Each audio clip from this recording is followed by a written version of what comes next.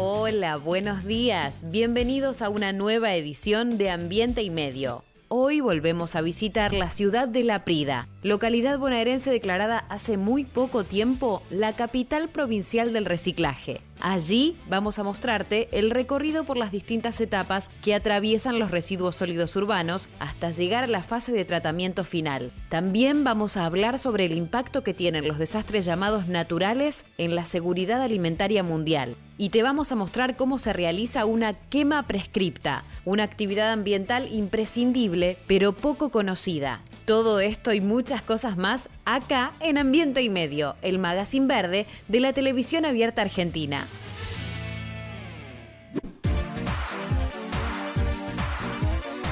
La Organización de las Naciones Unidas declaró al 2021 como el Año Internacional de las Frutas y las Verduras.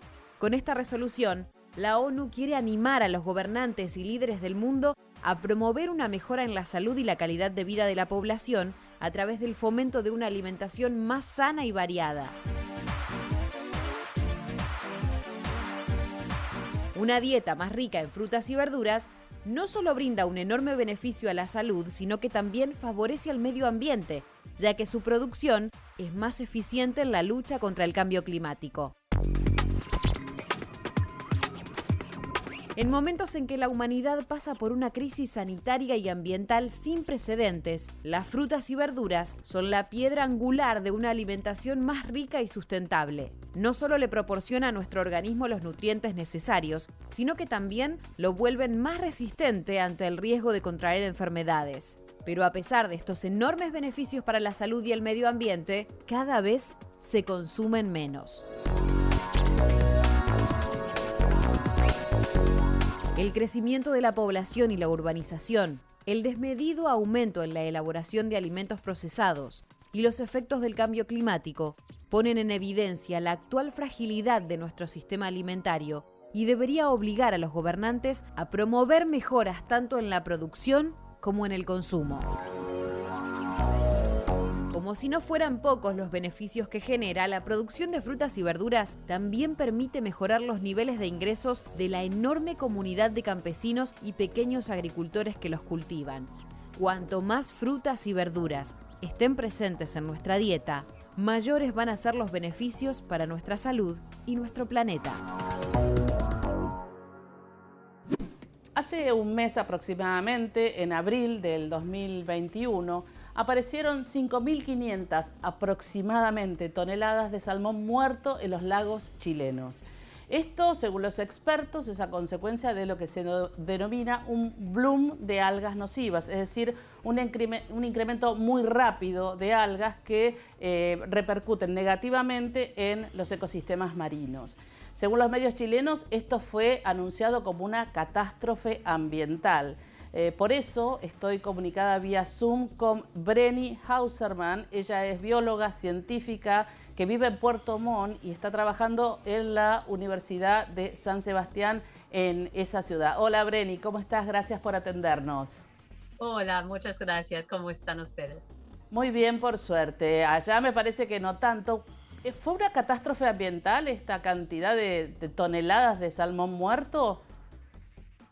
Sí, claramente. Eso fue la primera vez que pasó una floración de algas nocivas en el fiordo Comau. Hasta ahora había floraciones de algas, floraciones verdes, pero no tóxicas. Y este año esta floración fue un evento bastante catastrófico. Sí. Y a consecuencia de este bloom de algas nocivas, ¿por qué fue? ¿Por el cambio climático? ¿Por alguna otra situación? Bueno, sí, el cambio climático es quien causa como la condición para que pueda pasar, porque son condiciones bien especiales que lo hacen posible, que en un lado es un verano seco con muy poca lluvia, que hace que las aguas superficiales, que normalmente son bastante dulces por toda la lluvia y el ingreso del agua dulce por los ríos, y así se ponen más marino, más salino. Y además de eso, la temperatura del agua superficial está aumentando por la radiación solar, que también está aumentada por el cambio climático. Y así estas condiciones crean básicamente la atmósfera perfecta para que estas algas puedan crecer en forma tan extrema. Y bueno, obviamente también un factor son los nutrientes. Así, con estas condiciones se facilita este tipo de evento, pero igual necesitan estar los nutrientes para que puedan crecer estas algas. Y bueno, así en los últimos años los veranos secos y calientes fueron más y más graves cada año. Igual se escuchó que en el fiordo Comau y las salmoneras había que agregar oxígeno a muchas jaulas en los veranos por las condiciones bien especiales que obviamente están conectados al cambio climático. Cuando hablas de nutrientes, ¿a qué te referís? Bueno, es principalmente amonio y nitrato, así son nutrientes que están, por ejemplo, aparecen por la salmonicultura en un sistema. También en teoría pueden estar ahí si hay ciudades grandes que echan sus aguas servidas al fiordo, si hay deforestación, donde hay mucha erosión, si hay agricultura intensa. Pero bueno, esos tres otros factores, por lo menos en el fiordo Comau, no están, porque gran parte del fiordo es con bosque nativo, o casi todo el fiordo. En este caso, el único fuente grande de este tipo de nutrientes para las algas es la salmonicultura. Producciones como en un sistema tan semicerrado, hay que pensar muy bien cómo hacerlo. Es un poco delicado porque este fiordo, por ejemplo, tiene un intercambio de agua muy bajo. Demora más o menos un par de meses hasta que todo el agua sea recambiado y renovado. Y por eso lo que uno agrega ahí al sistema se queda adentro un buen rato, y por eso hay que cuidar de no agregar demasiados nutrientes que básicamente son la base para que puedan crecer estas algas. Y es lo único que en el momento podemos influenciar, porque el cambio climático, desgraciadamente, no es nada que cambiemos muy rápido. Ojalá es algo que luchemos y que frenamos, pero no es nada que nos va a ayudar ahora en los próximos par de años. Así, la clave en el momento es de pensar, de evitar que haya demasiados nutrientes en el sistema. Y eso se evita con menor cantidad de jaulas para la salmonicultura. ¿Cómo sería esto? ¿Cómo lo podrían evitar? Claro, yo creo que en un lado se podría reducir la cantidad de jaulas, o se podría instalar sistemas, por ejemplo, semicerrados con conos abajo, que todos los nutrientes, los heces de los peces muertos, caen y está bien cerrado, y con un tubo se saca esta materia orgánica. Así hay varias posibilidades. Hay algunas ONGs, por ejemplo Greenpeace, y también asociaciones civiles que están en contra de la salmonicultura por distintos motivos, ¿no es cierto? Porque tiene, según ellos, y ahora me lo vas a corroborar vos o no, tiene impactos muy negativos en todo el ecosistema marino. ¿Es así? ¿Vos qué opinás? Bueno, la salmonicultura está definido como una industria de alto impacto, así obviamente agrega muchos, no solamente nutrientes, se agregan químicos y antibióticos al sistema, y de esta forma claramente hay que regularlo bien y hay que pensar bien en cuáles lugares no producen un daño irreversible, y ahí claramente se tendría que elegir lugares, por ejemplo, con mucha fluctuación de agua, donde el agua no se mantenga por tanto tiempo. Esos serían lugares como más aptos, o usar, por ejemplo, este tipo de jaulas semicerrados, pero claramente el ingreso de gran cantidades de nutrientes y químicos a un sistema semicerrado es algo complicado. Sí, además, entendiendo que económicamente para Chile es un aporte muy importante, según los datos que tengo, es casi como 4.300 millones de dólares que se exportan por año. Estos son algunos de los datos que tengo en el 2020, un año con pandemia. Así que me parece que para el gobierno chileno no debe ser muy gracioso que esté pasando esta cantidad de muertes, no solo para el gobierno, sino también para las empresas. Claro, obviamente, así igual no debe ser la idea de las empresas mismas de producir en un lugar donde hay riesgo, que hay tanta mortalidad.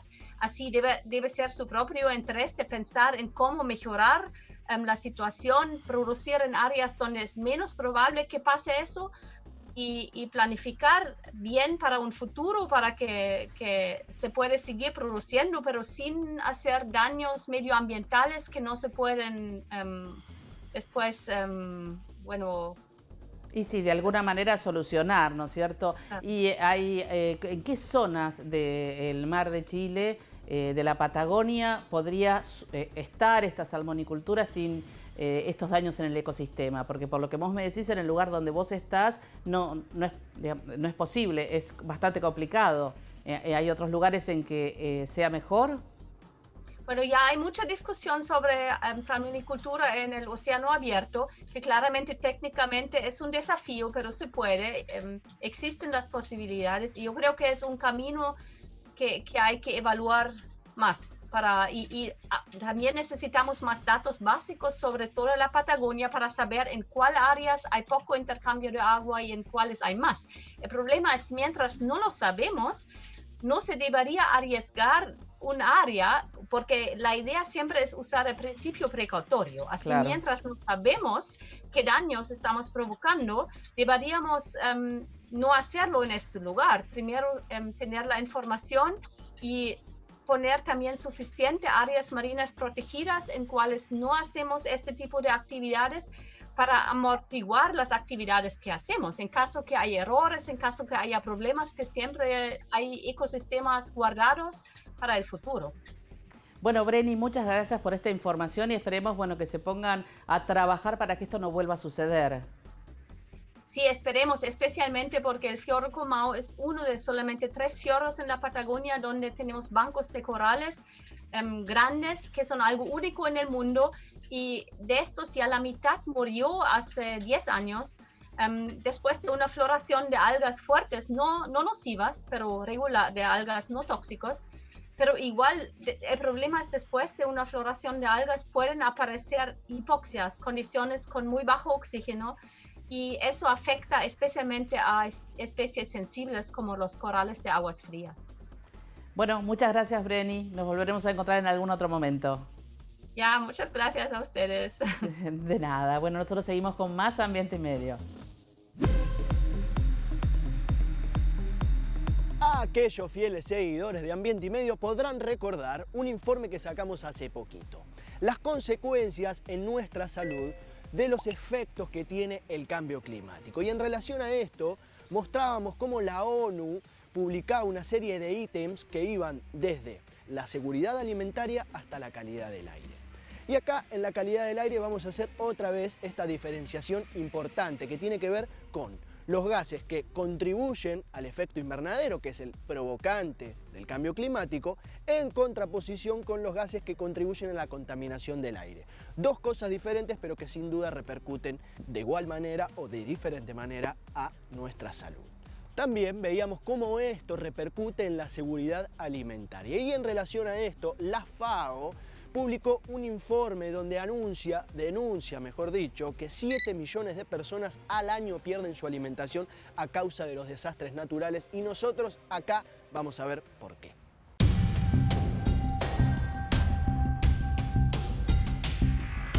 El último informe de la Organización de Naciones Unidas para la Alimentación y la Agricultura señala la incidencia de desastres naturales y biológicos sucedidos entre 2008 y 2018 que triplicaron su impacto y valoró sus pérdidas en términos de valor nutricional. Y ahí se llegó a la conclusión de que 7 millones de personas perdieron su alimentación en el último año. Me imagino que sabrán cuál es el continente más afectado, pero antes de ir a eso, porque es bastante obvio, estamos hablando de incendios, sequías, inundaciones, plagas y amenazas biológicas como el COVID-19, no sé si les suena. Todo esto repercute para que salga este informe de la FAO que señala que desde 2008 hasta 2018, año a año, se han perdido el equivalente calórico para alimentar a 7 millones de personas adultas. Y ahora sí, América Latina ha perdido hasta un 40% de su alimentación.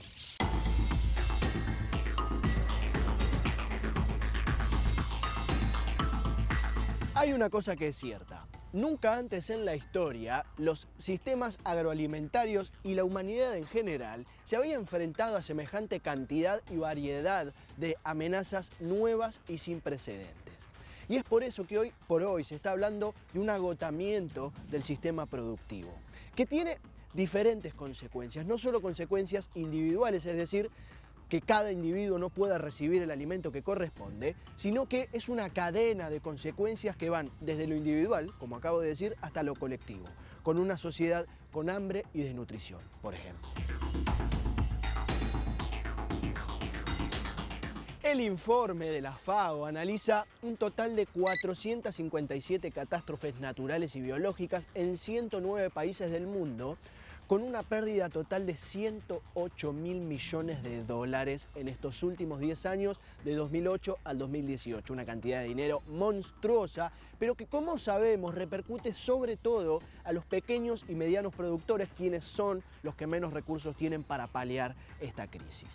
Desglosando un poquito más los números, podemos encontrar un 34% de estas pérdidas corresponden al fenómeno de las sequías, otro gran porcentaje corresponde al fenómeno de las inundaciones y un 9%, acá me quiero parar, corresponde a las plagas y amenazas biológicas. Y sí, tengo que hacer un parate porque estamos aprendiendo a vivir una vida nueva gracias a eso.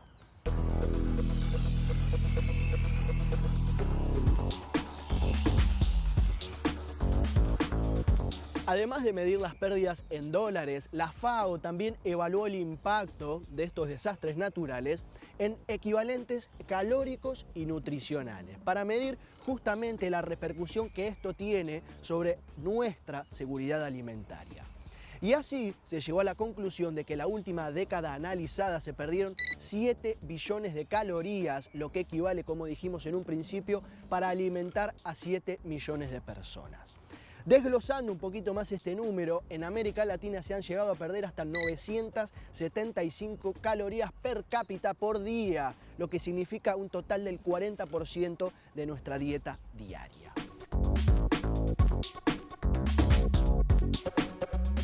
Un problema, como vemos, realmente muy serio, en el que no tengo la intención de buscar culpables ni responsables, pero sí por lo menos marcar que hay gente que tiene en sus manos herramientas que podrían hacer que esta situación se revierta al menos un poco, y no lo hacen. En un mundo donde se dice que se produce alimentos para 7 mundos exteriores más, y la realidad es que yo eso no lo sé, pero lo que sí sé es que los que estamos acá adentro no estamos siendo alimentados como corresponde.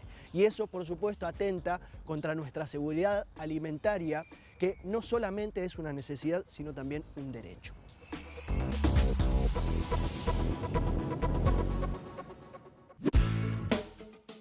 Quédate por ahí. En el próximo bloque nos vamos a La Prida, capital provincial del reciclaje. Allí te vamos a mostrar la ruta de los residuos sólidos urbanos hasta su tratamiento final.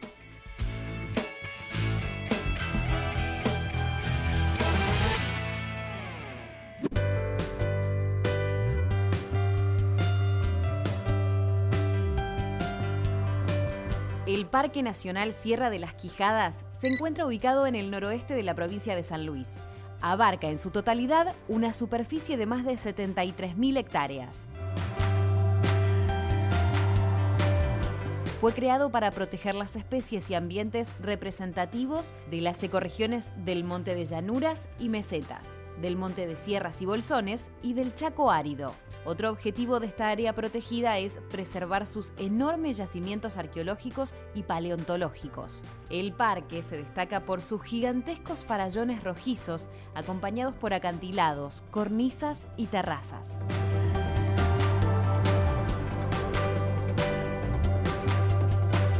Su vegetación es escasa, aunque abundan las jarillas y los cactus. Su fauna se conforma básicamente de pumas, guanacos, zorros grises y maras, y también de aves como el ñandú, el halcón gris, el águila mora y el cóndor andino.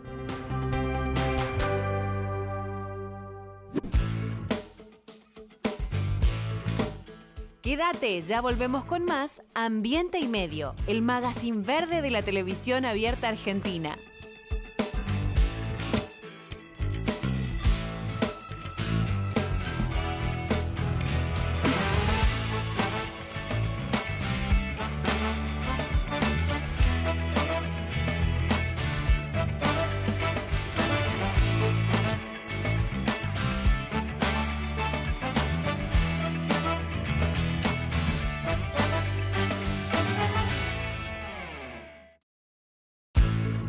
Seguimos con más Ambiente y Medio, Periodismo al natural.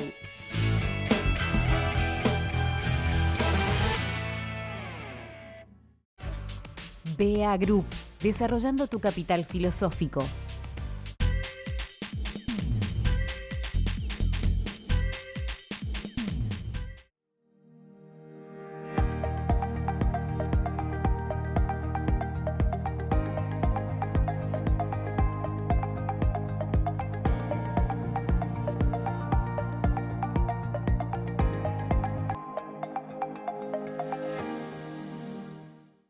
En Morón volvió el día verde. Los miércoles solo sacar residuos reciclables. Solo residuos reciclables. Como papel, cartón, plástico, vidrios y metales. Todos limpios y secos. Municipio de Morón. Corazón del Oeste. DEISA, con más de 200 plantas instaladas en Argentina y Latinoamérica, es la empresa líder en el diseño y fabricación de maquinarias y equipamientos para la recuperación, transformación y valorización de los residuos sólidos urbanos. DEISA, la mejor alternativa tecnológica en soluciones ambientales. Plan de vacunación COVID-19. Empezamos a aplicar la vacuna en más de 180 puestos en la ciudad. Para saber más, ingresá a buenosaires.gov.ar/vacuna COVID. Cuidarte es cuidarnos. Buenos Aires Ciudad. En Sancor Seguros cumplimos 75 años comprometidos con nuestros clientes. Sancor Seguros. Estamos.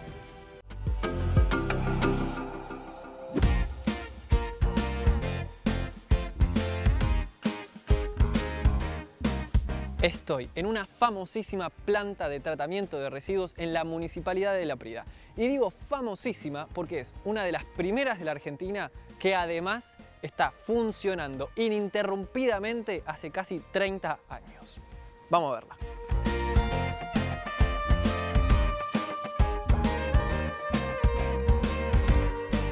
Bueno, antes de mostrarles en detalle el proceso paso por paso, vamos a hablar con Juan, el secretario de Infraestructura, Vivienda y Servicios Públicos.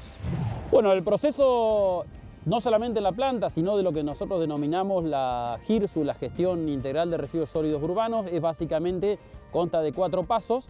La generación, que es, por supuesto, la generación que todos a través de nuestras actividades hacemos de residuos, la recolección y el transporte, el tratamiento en la propia planta de residuos, y la disposición final.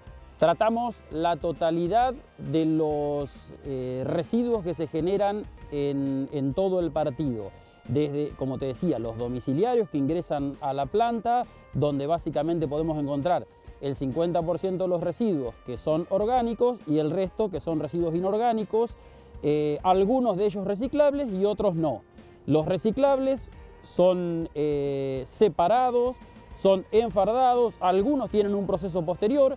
Los no reciclables, que es lo que denominamos rechazo, van a la disposición final. Y también tenemos un esquema de tratamiento de los residuos no habituales, rama, escombro y algunos otros elementos que pueden aparecer dentro de esos residuos, que vienen a este lugar que es la playa de Áridos, donde tanto los residuos vegetales son separados, como el escombro, que es reutilizado, como la tierra.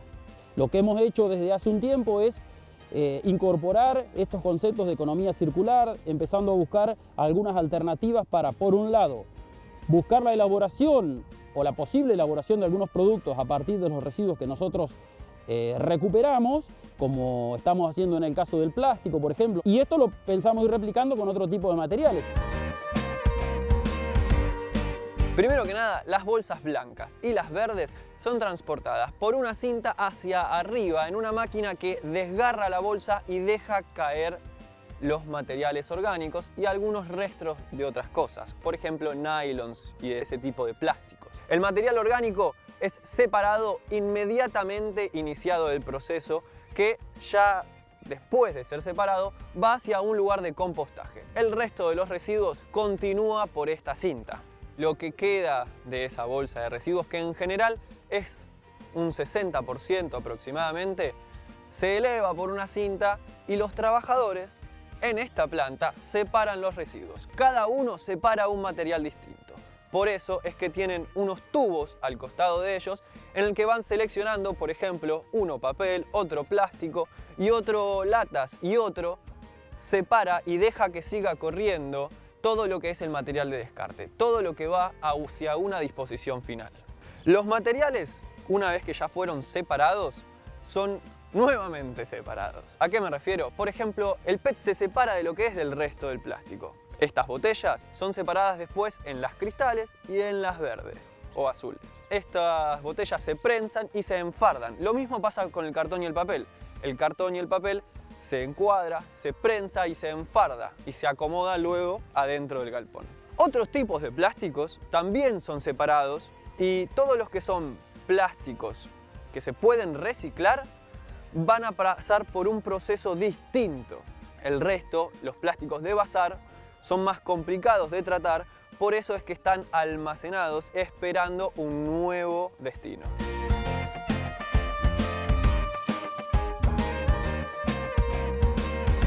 Con el aluminio previamente separado pasa lo mismo. Está aquí prensado y enfardado para después venderse. Esto se separa del resto de los metales pesados, las chatarras que sirven, se pueden recuperar. Son materiales que se pueden usar, por ejemplo, para reparar alguna de las máquinas. Y esto lo hace una persona que trabaja acá, que recupera chatarra que viene a esta planta para después reparar las máquinas que hacen el proceso de separación. ¿Por qué no vamos a escuchar un poco más la historia de esta persona histórica en esta planta de tratamiento? Bueno, mi función acá es el mantenimiento de lo que es maquinaria. Yo trabajaba en los residuos, ¿no es cierto?, en la separación. Y se había accidentado el muchacho encargado del taller. Entonces viene una persona de un taller de la localidad, ¿no? Cuando viene me dice, ¿por qué no lo vieron él? Si él sabe de metalurgia, trabajó con nosotros.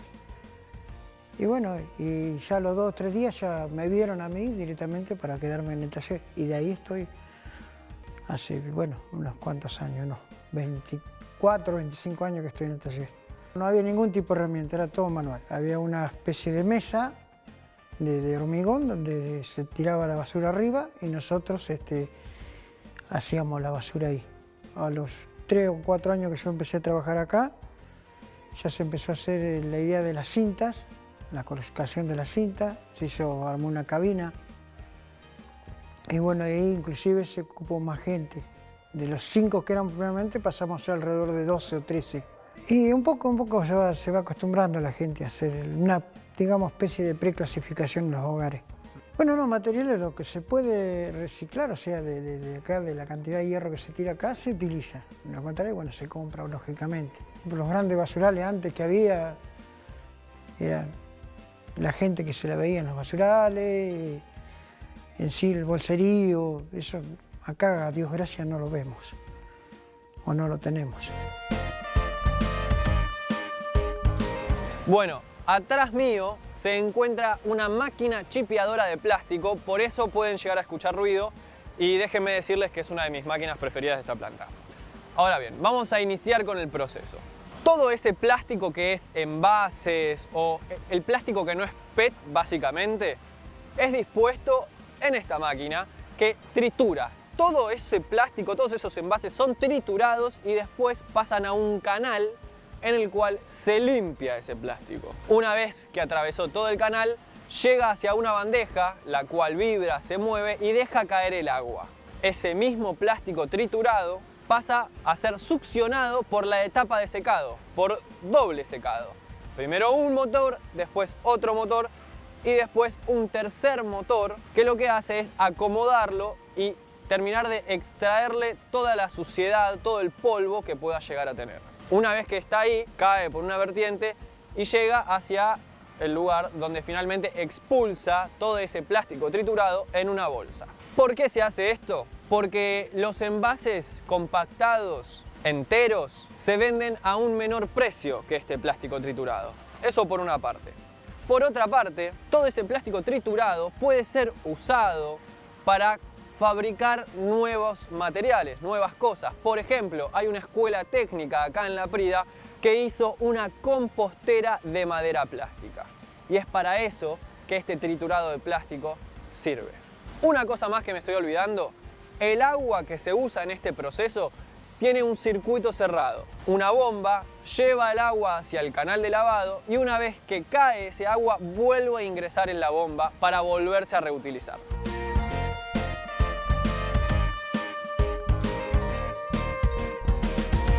Hay muchos materiales no convencionales como heladeras, como hornos, materiales grandes, pesados o mismo los neumáticos que son dejados en la entrada de la planta en unas celdas particulares para que después las traigan hacia estos lugares y las reconviertan. Por ejemplo, los neumáticos reconvertidos en macetas.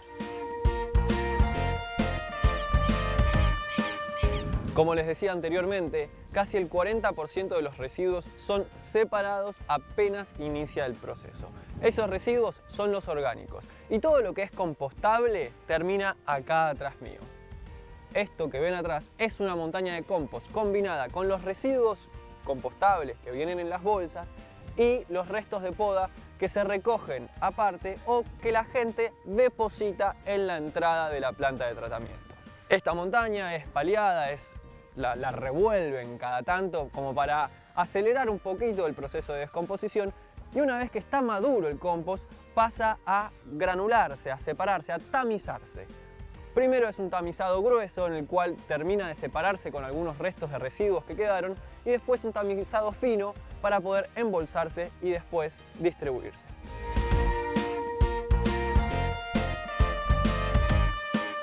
Estas bolsas, las famosas bolsas rojas, contienen residuos patogénicos. Es basura que no es manipulable y como no es manipulable, hay un horno pirolítico que elimina cualquier tipo de riesgo de contaminación hacia los trabajadores con estas bolsas rojas y su contenido, ya que la manipulación de esta basura puede ser riesgosa para la salud.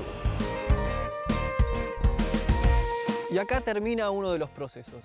De todos esos materiales descartables, esos materiales de desecho que no se pudieron recuperar, que no se pueden reconvertir o que no se pueden reciclar, tienen esta disposición final en esta celda. Se le coloca una membrana para que los lixiviados de la basura no traspasen al suelo y no se contamine el suelo y no se contaminen las napas de agua.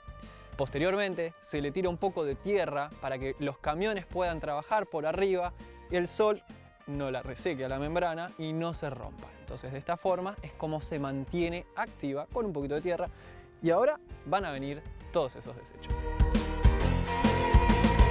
Como pudimos observar, la gestión de residuos acá en La Prida es completamente integral.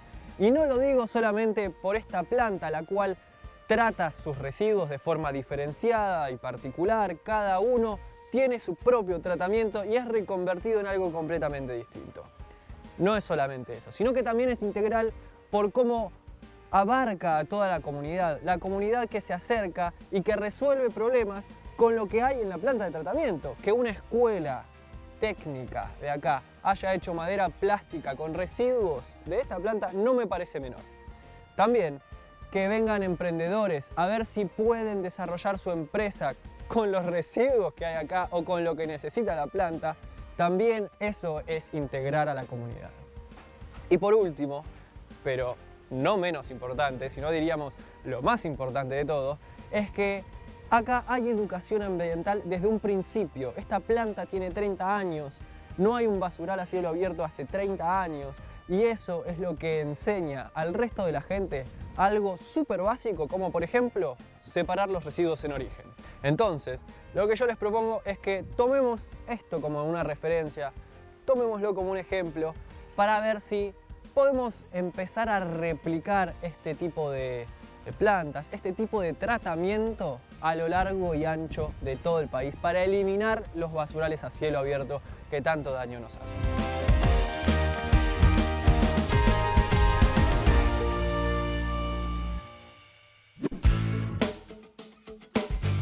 ¿Sabés qué es una quema prescripta? También se la suele conocer como ecoquema o incendio controlado. Se trata de una actividad absolutamente sustentable que se practica para mitigar o incluso solucionar problemas de índole ambiental. Quédate ahí que en el próximo bloque te lo contamos.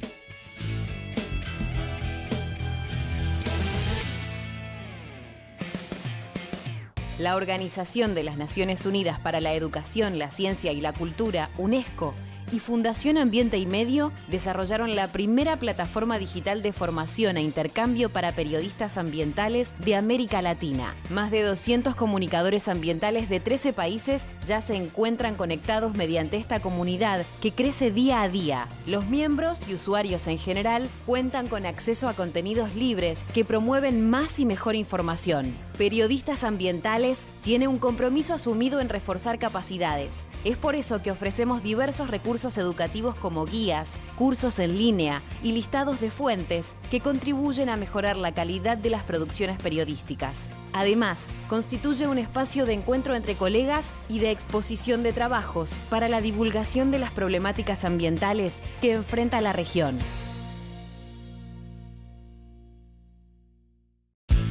Ya volvemos con más Ambiente y Medio, periodismo aplicado a la ecología.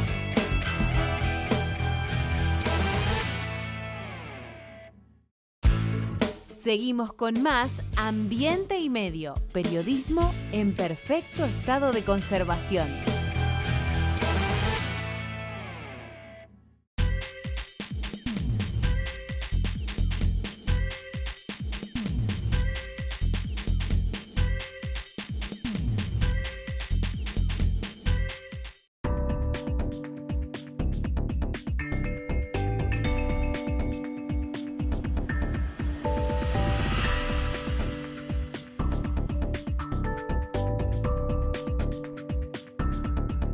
Grupo Petersen, desde 1920, construyendo el país.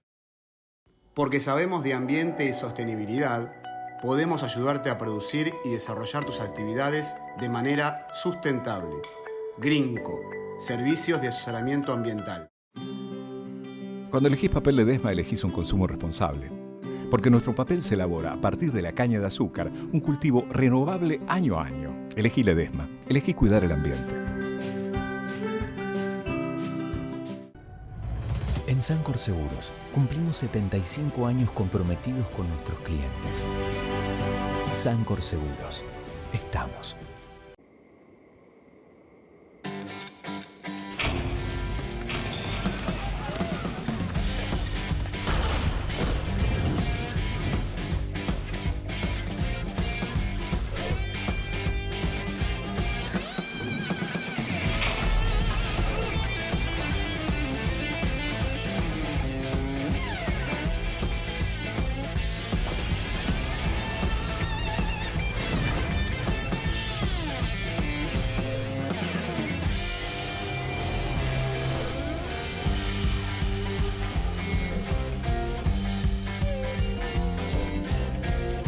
Generamos energía eléctrica, pero más importante es lo que se genera con ella. YPF Luz, energía donde tiene que estar.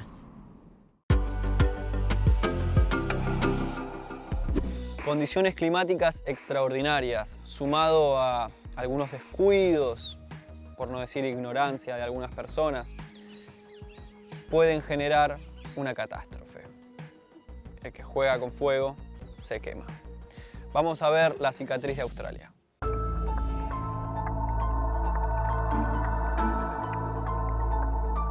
Antes de ser la denominación de la codicia hecha política de consumo masivo, el Black Friday, Viernes Negro, remitía a uno de los desastres naturales más devastadores de la historia de Australia. El inicio de un incendio forestal cuyas cenizas parecen seguir flotando. El viernes 13 de enero de 1939 apareció la chispa que encendió los bosques exhaustos por una de las sequías más extensas de la historia de la inmensa isla. La ola de calor asociada, 44 grados la tarde anterior en la capital, Melbourne, hacía lo suyo. Pero fue una combinación de factores humanos lo que, como siempre, desató la tragedia ambiental y social. Granjeros, productores ganaderos, mineros, leñadores y hasta acampantes parecieron asociarse tácitamente para ofrecer los focos originales. Quemas para desmalezar, fogatas para alumbrar, mal manejo forestal y hasta fuego doméstico, todo sumado a la ignorancia, fue la nafta que hizo arder la mecha. El viento, al cambiar su dirección y perder toda humedad, aportó lo suyo aquel viernes trágico. El drama estaba declarado. El estado de Victoria, en donde se aloja la capital de Australia, fue el epicentro.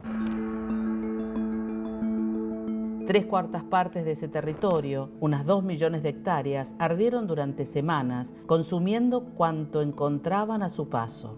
En 71 se detuvo el conteo de los muertos, aunque el hecho de que más de 1000 casas y un centenar de aserraderos hayan sido consumidos por las llamas hizo siempre pensar que ese número quedó subestimado.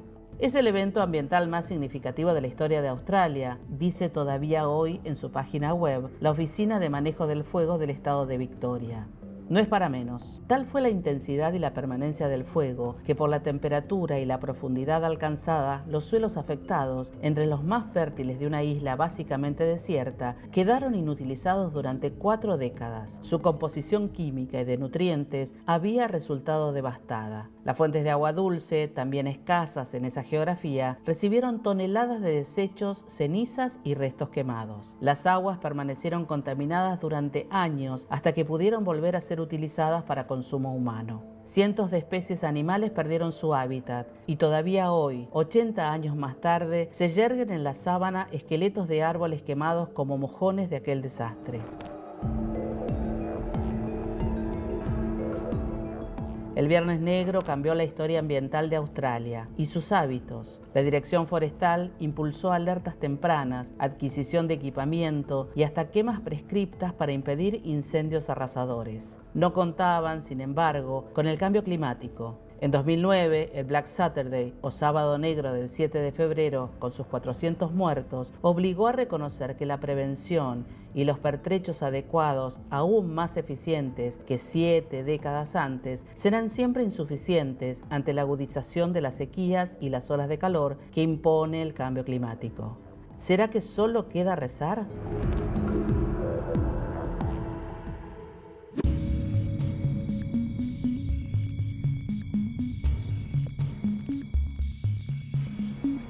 Uno de los desastres naturales que más sufren los parques nacionales y nuestro país en general es el de los incendios forestales. Incendios que se dan prácticamente a lo largo y a lo ancho de todo el país, y así es como vemos todos los veranos noticias de la Patagonia prendida a fuego, de Córdoba y de un montón de lugares.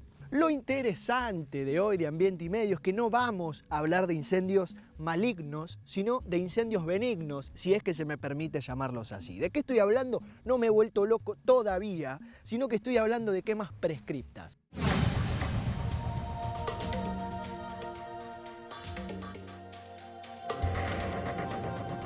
También llamados incendios prescriptos, quemas controladas, ecoquemas, es una técnica de supresión y mitigación de incendios forestales descontrolados mediante incendios controlados a través de la quema de combustible vegetal, que también sirve, como es este caso, para evitar que especies reintroducidas como el venado de las pampas se escapen del parque. ¿De qué parque? El Parque Nacional Iberá, que es donde me encuentro, y junto con Laura, la guardaparque, te estamos explicando todo esto y mucho más.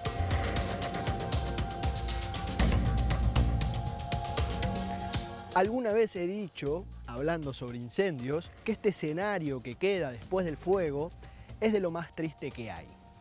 En este caso estamos hablando de una quema prescripta, una quema controlada, una ecoquema. Por lo tanto se puede decir que aquella vez me equivoqué. Estas quemas que se dan para eliminar el exceso de combustible vegetal, para prevenir futuros incendios forestales que no tengan control alguno, y también para generar diferentes mosaicos de paisajes.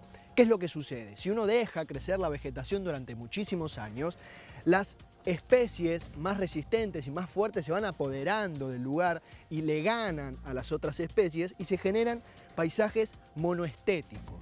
Así que estas quemas no solo sirven también para un control medioambiental, sino también para un control estético sobre los parques.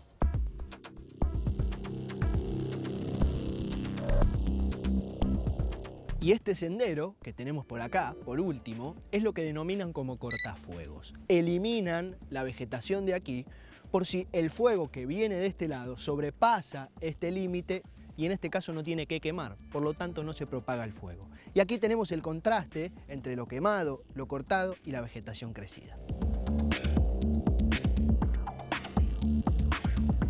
Bueno, en este caso estamos tomando el fuego como una herramienta. Entonces tomamos todas las medidas necesarias para poder utilizarlo. ¿En qué sentido?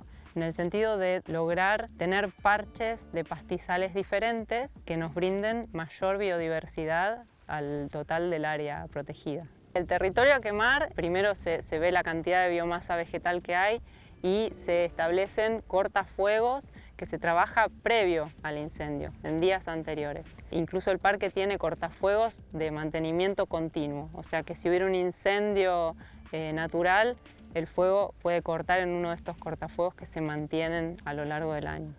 Pero además el equipo durante la quema tiene batanes de agua, tiene camiones hidrantes y equipos manuales para poder apagar el fuego en el caso de que se descontrolara.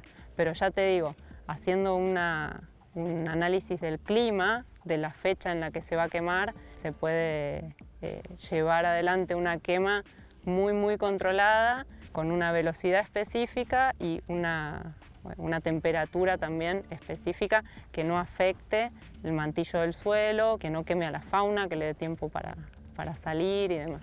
Los lugares a quemar se eligen con objetivos específicos.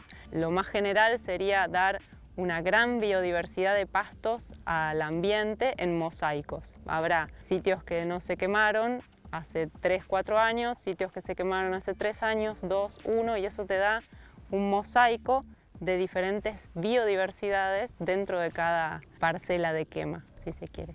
Pero además, esta parcela en particular está intentando ofrecer diversidad de pastos palatable para el venado de las pampas, que es una de las 10 especies de reintroducción en el Parque Nacional Iberá.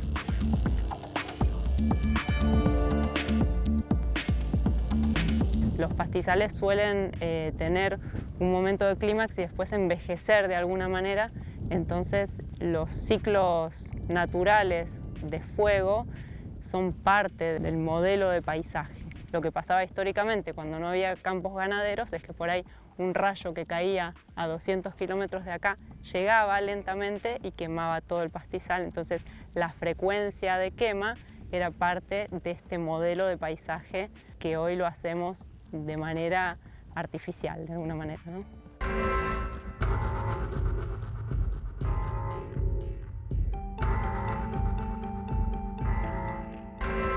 Estas quemas, como contábamos, son para renovar pasturas y este venado, que ahora está buscando comida y seguramente se le complique un poco, dentro de un tiempo va a tener pasturas renovadas para poder quedarse, ¿por qué no?, para siempre dentro del Parque Nacional Iberá.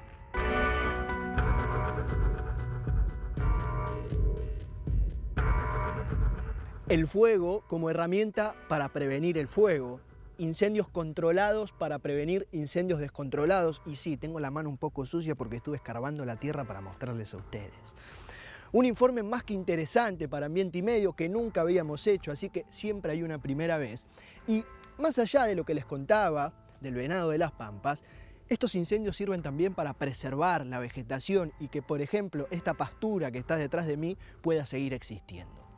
Además, me parece muy importante empezar a cambiar la visión social que tenemos sobre el fuego, que conceptualmente lo tenemos como el elemento más maligno de los 4 y que bien utilizado puede ser una herramienta más que positiva.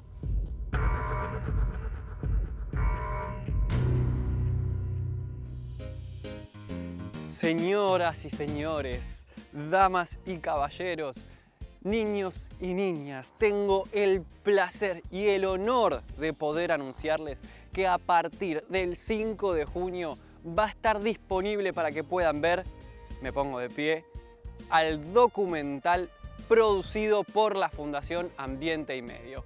Se llama Punto de No Retorno y obviamente habla de el cambio climático, la emergencia climática, todas las cuestiones, todos los problemas que nos llevaron hasta este lugar. Hay científicos del CONICET explicando cuestiones bien detalladas, bien finito, se hila muy finito en este documental. Hay científicos de la NASA, sí, fueron a la NASA a grabar este documental, a la NASA, y es industria nacional, papá.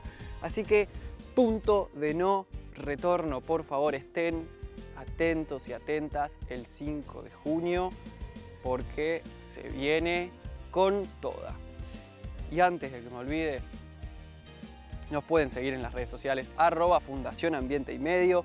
Pueden volver a ver el programa entero en YouTube o en la web ambienteymedio.tv. Nos vemos la próxima.